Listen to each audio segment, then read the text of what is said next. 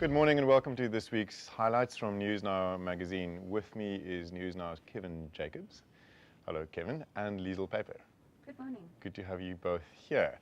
We start this week's show and the week's magazine with a look at food prices, Kevin, that are rising very, very sharply. Which are the biggest culprits? Well, mealies seem to be one of those basic foodstuffs that constantly go up in price, and we've had an amazing increase over the past year of something in the region of 80%, which of course has a knock-on effect on a whole range of foodstuffs that the poorest of the poor eat every day. What is driving these increases? Well, around the world, there are all sorts of political drivers, but of course, domestically, the price of oil and the price of petrol is probably the clearest of them and the most urgent. Liesl, have you experienced this? Your shopping basket is becoming more expensive? Oh, yes, definitely. If you look at foodstuffs like white bread, brown bread, both up by 10%, milk 10%, even healthy foodstuffs like vegetables, pumpkin 26%, bananas 11%. So this is all above inflation, all the increases. Absolutely. At the same time, we're looking at increasing unrest in the Middle East, uncertainty over civil war in Syria, possible conflict in Iran. Will this, Kevin, likely push up fuel prices, which feeds into food prices? Well, one of the most unnerving discussions around the Middle East situation is whether or not Israel is going to do something against Iran to stop them developing a nuclear bomb. And of course, if that does happen, there's going to be a huge choke effect on the supply of oil out of the Arabian Gulf, and that will affect the whole world. South Africa, I think, ourselves, we get about 25% of our oil at least from Iran. They're a very big supplier. They have been for years. I don't know precisely what the figure is that we get from Iran at the moment, but they are a huge supplier. But it's not just Iran. If Iran can choke off its own supply, or any military action against Iran will affect that supply. But of course, the Gulf itself, simply the geographical shape of the Gulf, the physical shape of the mouth of the Gulf, means you will choke off a flow of oil to most of the rest of the world. I'm going to throw in another fact here that we're looking at in this week's magazine, and that is the cost, well, we're talking oil prices and fuel prices, the cost of owning a car in South Africa is already way more expensive than in comparable countries. 95% of a teacher's annual salary is spent on an entry-level car compared to 23% in the US. So we're really heading for rough times there. One of the other stories, Liesl, that you looked at this week is suggestions that the ANC wants to change the constitution or tinker with the constitution. How worried should we be? Well, the ANC tried to allay fears after City Press broke a story on Sunday talking of big changes. The sunset clauses, which has to do with property rights, the powers of the Reserve Bank, and economists warned that could be disastrous for the independence of the bank. In short, just why does the ANC say that they want to consider any changes whatsoever to the Constitution? Well, they're talking about a second transitional phase South Africa needs to enter into. We're a developmental state, and the current Constitution doesn't apply to the new objectives of a second transitional state, to eradicate poverty and to bring about equality.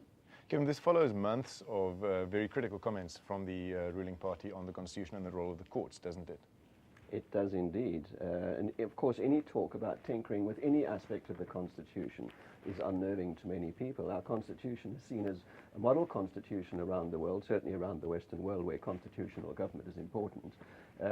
So whether the government has a good intention behind what it says or not is sometimes very difficult to determine, because the government doesn't articulate very well why it wants to change the Constitution, or specifically which parts, for what purpose. How easy would it be, though?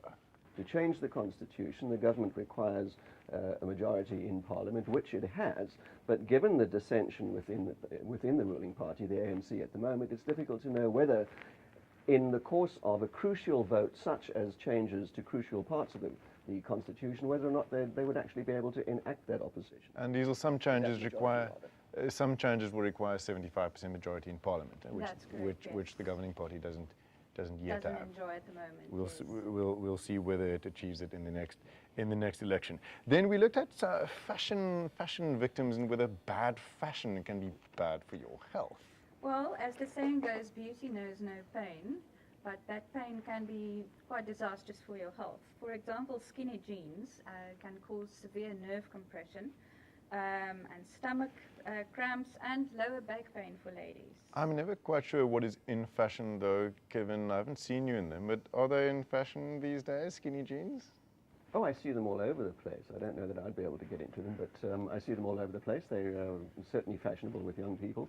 And they are another one of those aspects of fashion that has simply come back. Skinny jeans were fashionable in the late 50s, for instance, in the mid-60s and early 70s, as in the late 80s. But fashion victims have been around for hundreds of years. I mean, look through the history of fashions and pictures from any period you might choose in the last 400 years, and you will see people wearing distinctly uncomfortable clothes. It's not a chargeable offence yet, though.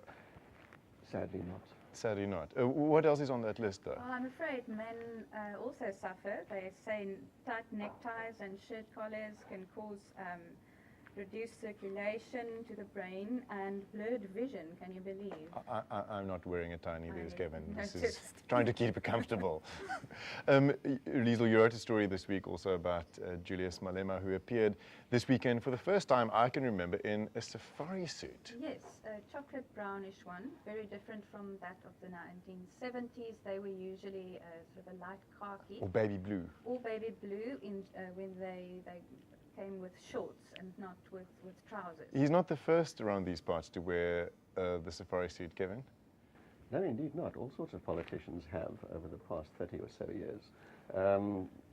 Ian Smith in the former Rhodesia wore them all of the time. I recall cabinet ministers from 20 years ago wearing them. Eugene Blanche wore safari suits. Absolutely. I'm not going to own up as to whether I did or not. No, please, we would rather not know. You'll also divulge your age.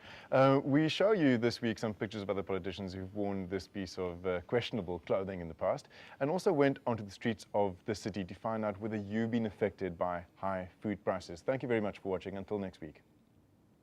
Well, we had to cut down on our food prices, and as being a student, it's even more difficult because you only have a certain amount of money to use, and now you have to buy less. Food stuff like your chicken, we used to buy 5 packs, now we buy like 3 packs, and had to compromise that. The muesli and yogurt had to go. Yeah, the mayonnaise and the chutney, it's okay once a month.